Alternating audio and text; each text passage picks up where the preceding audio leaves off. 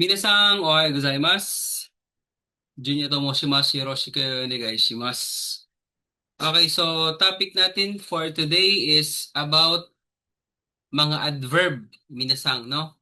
So, nandun po si yoku, si daitai, and sukoshi. So, sa mga positive adverb muna tayo. So, yung adverb sa Nihongo ay fukushi. Okay, so, hajimete ikimashou, minasan. Okay, so yung yoku mina is, ang meaning niya ay well, much, or properly. Ayan. So, ikakabit mo siya sa positive verb. Although, sa listening or sa Japan, no, mina, narinig din naman natin siya sa negative. Ayan. Pero dito tayo, focus muna tayo sa positive. When something is done with good quality or skill. Example, she can play the piano well. Kanojo wa piano ga yoku hikemasu. Okay, karaniwan minna, makikita natin si yoku kapag written sa pagitan ng particle and the verb. Pero sa actual sa Japan minasang, okay lang kahit naman mapunta si yoku before the subject. Kanojo wa yoku piano ga hikemasu. Okay, pag conversational. Often, frequently din nagagamit si yoku. Ibig sabihin, palagi. When something happens many times. Ayan, palagi, minasang. So example, he often watches movie. Palagi siyang nanonood ng movie. Kare wa eiga o yoku mimasu. Ayan, palagi kang nagpupunta sa supermarket. Yoku supa e ikimasu. Or supa e yoku ikimasu. Carefully or thoroughly when paying close attention. Example, she listens carefully. Kanojo wa yoku kikimasu.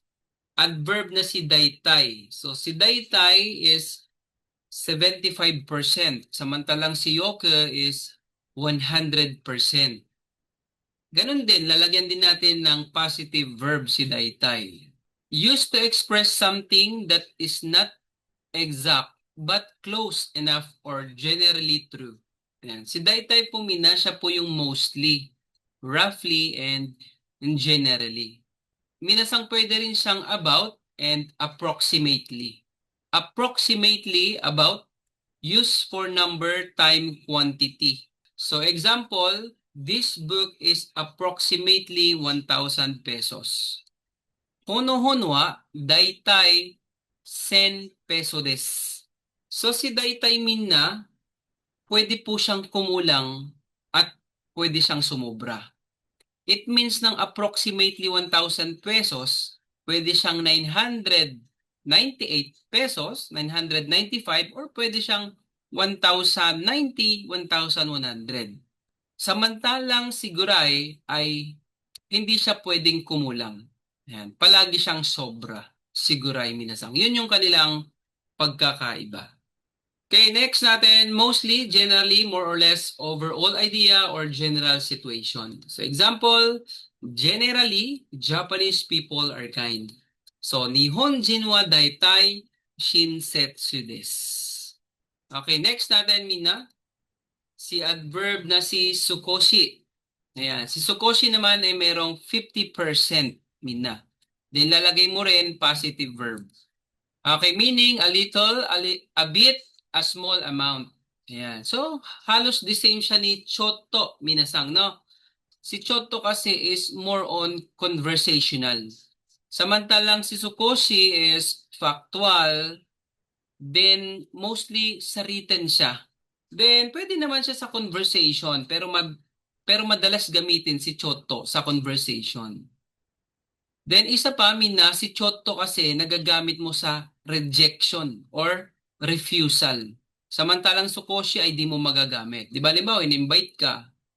Yan. Isyo na ikimasen ka. Yan. So, in-invite ka. Then, si Chotto, magagamit mo doon for decline. Samantalang Sukoshi ay di mo magagamit.